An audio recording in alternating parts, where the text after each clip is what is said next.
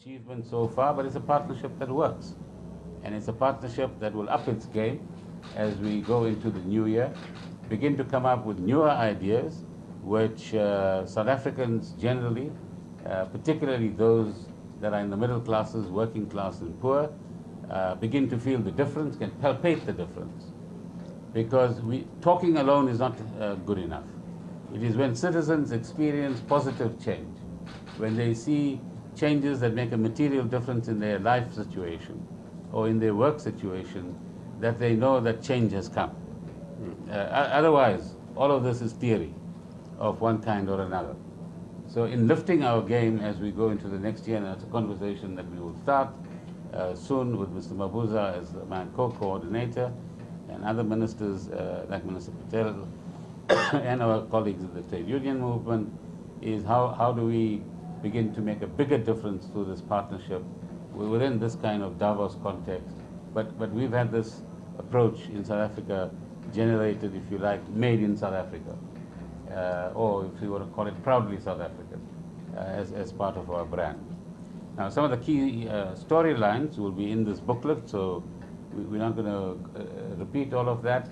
But in essence, Mr. Mabuza was just pointing out before we came up, the positives going for us in South Africa far overwhelm the negatives. And all of you are looking so depressed and sorrowful. I don't know why. You know, optimism is a very important part of life. Whilst realism is also important, so you don't deny reality.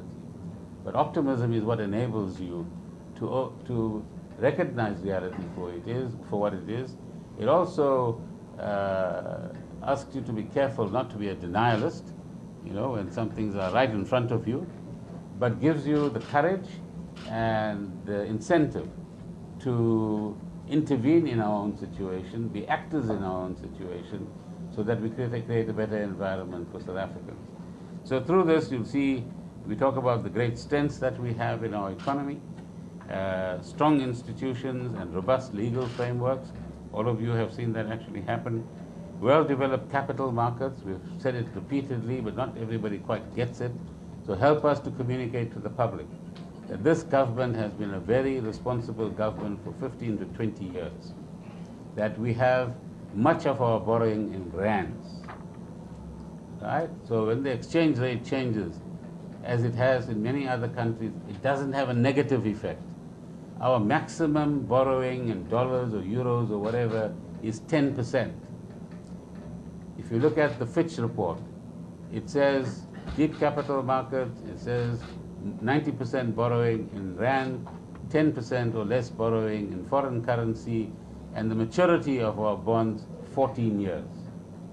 Not short term, 2 years or 3 years. 14-year maturity. That means any one of these borrowings that result in bonds being sold, we only have to pay in 14 years' time.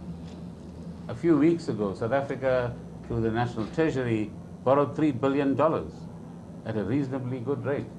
They say I mustn't talk about the rate, it's a bit complicated in numbers terms, but the fact of the matter is that we did. Our share of infrastructure spending to GDP exceeds most of those of other countries. I was looking at these numbers yesterday. I'm sure Minister Patel can address that. We have a good environment for business, and at the same time we admit there are red tape issues, reform issues, facilitation issues that need to be addressed. But the good thing about South Africa is that we put it frankly on the table. We know they are there. Now, not every hurdle can be kicked away like a balloon can and disappear out of your way. Some of them are a little bit heavier, so it takes time to do some things, and other things have in fact been done.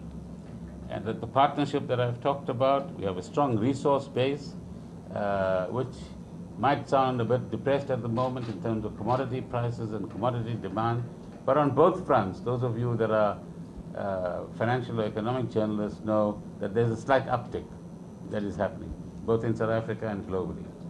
The question is, how do we preserve and regulate and use this resource base in a careful way for future generations as well?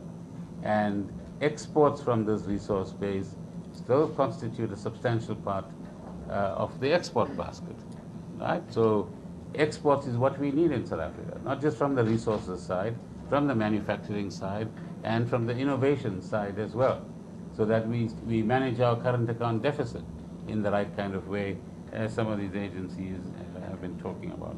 And our macroeconomic stability, excuse me, is well known.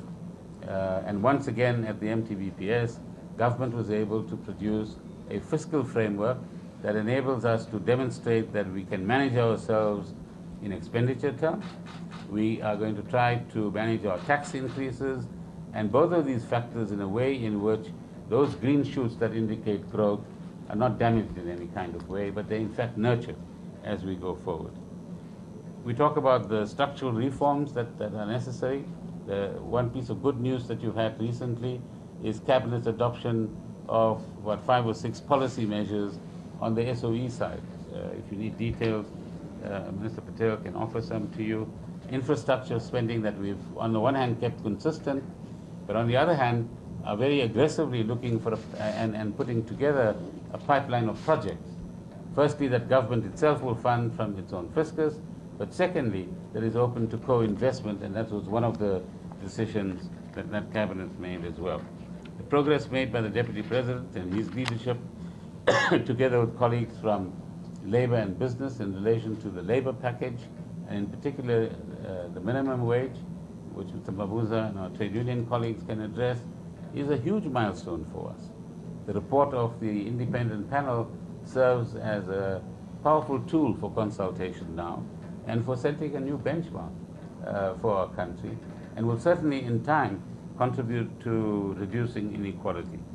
We know that there are certain policy areas, very few, that need to provide greater certainty, and that's an area that business and Labour and ourselves need to have some tough discussions about, so that we can actually move forward.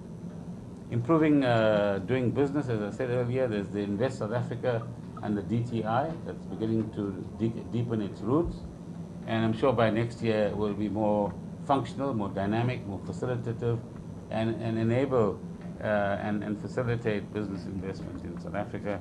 And you might have heard that we want to interact with all the metros as national government, because they are key sites of economic growth. And if they, for example, one metro, and this came through a World Bank study of about 8 metros in 2015, if one metro takes 300 days to pass a building plan, another one takes 45 days, there's some explaining to do. Because every plan delayed is investment delayed. Right? I'm just using one example. So we want to interact with metro mayors shortly, and begin to look at their finances on the one hand, but start looking at how, as a team, we could work to encourage growth and employment.